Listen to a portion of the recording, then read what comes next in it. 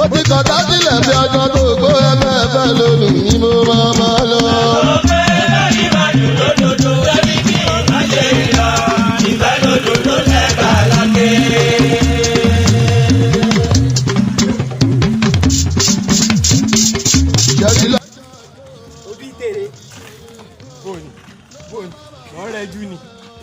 ọ̀rẹ́ jù ni gbàgbàgbà jókòó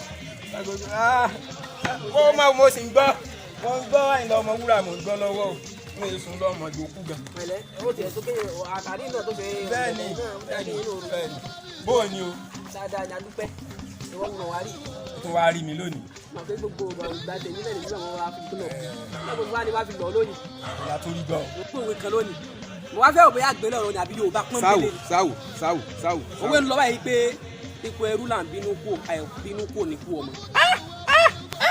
òwe ńlá ni o ọ̀rọ̀ ìjìnlẹ̀ Yorùbá sì ní pẹ̀lú wípé ipò ẹrú là bínú kò ẹnìkan ìbínú kò ní kú ọmọ.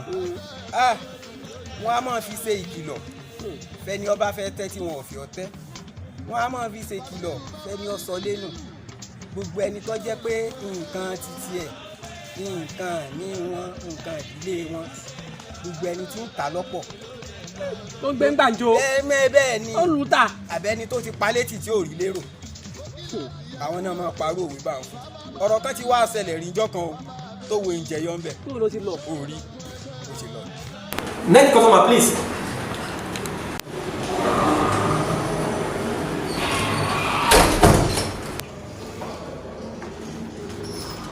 Good afternoon. Good afternoon, sir.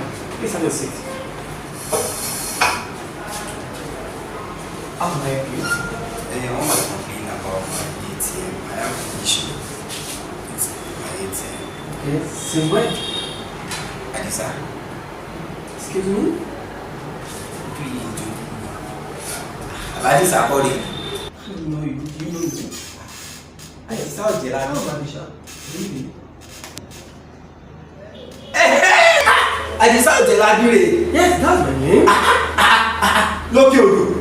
Excuse me, but I don't know. Ilé alágbá àlàyé Adisa. Ó kiri orí mo kiri ẹ̀kọ́ lọ́jà àkùrì. What? Yes. Nígbà gbogbo ìgbà yìí láìpẹ́ ẹ̀rí tó máa jẹ́ ẹjọ́ ọmọ pé Adisa rè ilé egun ilé alápá. Yes, this is one thing of us. What's the name? Sorry. What's the name? Àyìndé ojú ìtèrè.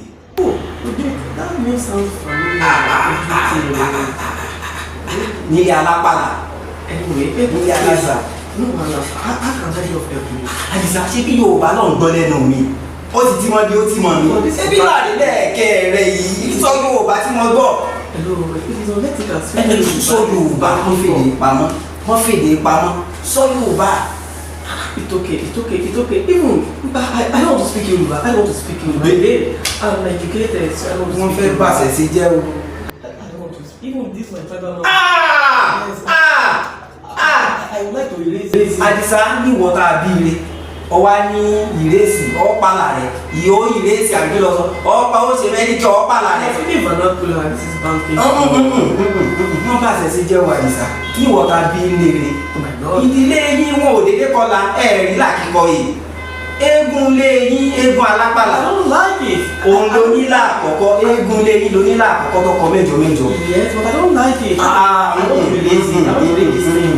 Àdìsá bọ́ ọ bá palà rẹ̀ bí ìbọn fẹ́ sọ lẹ́nu ni o wọ́n ọmọ àwọn èèyàn rí láti kọlà sí. Civilized. I want to raise this thing, please. Àdìsá bọ́ ọ bá gbọ́rò àdìlàbú o gbọ́ di adédúdú rí àwọn èèyàn ńláńlá bẹ tán kọlà àríṣekọ́lá là àwọn èèyàn ńlá ní tó gbajúmọ̀ tí fún owó fẹ́ rú ìgbèyàn bá fọ́kà bàbá They were old people. They were old people. This is 21st century. ọ̀dà tó ọba tó gbà yín gbọ́ Adétúnjí ńkọ́ Adé Ògbóníṣọ̀ Olúbàdàn àti ilẹ̀ Ìbàdàn bí tó ọba tiẹ̀ tún wá gba gbogbo àwọn èèyàn tó òkun wá rí wọn ní ìdí èèyàn kankan ọba Lámídì Aláàfin Ọ̀yọ́ ńkọ́. Are you here to insult me or to transfer me? n ò ìnsọ́ọ̀tì rẹ o ìwọ gangan ló ìnsọ́ọ̀tì mi tó ní gbẹnu sàn láti sọ pé ọ̀pá ìlà tí wọ́n kọ sí ọlẹ́ẹ̀dẹ̀ ọ̀pá làwọn rẹ ọmọ tá a bí lè rí o gbọdọ̀ sọ báwọn o láíláí wọ́n sọ bẹ́ẹ̀ mọ́ bí ìgbèyàn sọ lẹ́nu mi ọ̀sàpò ìyàfọ́. ipò ẹrú lèèyàn máa bínú kúrò kì í bínú kúrò ń pọ̀ ọmọ tó o bá sọ pé ọ̀pàlà rẹ̀ o fẹ́ bínú kúrò ń pọ̀ ọmọ nù. ṣé o lè rí kíkì tó sọ yẹn. ipò ẹrú lè àbínú kúrò Àdìsá ẹnìkan ìbínú kúrò ń pọ̀ ọmọ. ipò ọmọ lọ wà ipò ọmọ ọkọ òun lọ wà torí ìlà ẹ̀kẹ́ rẹ̀.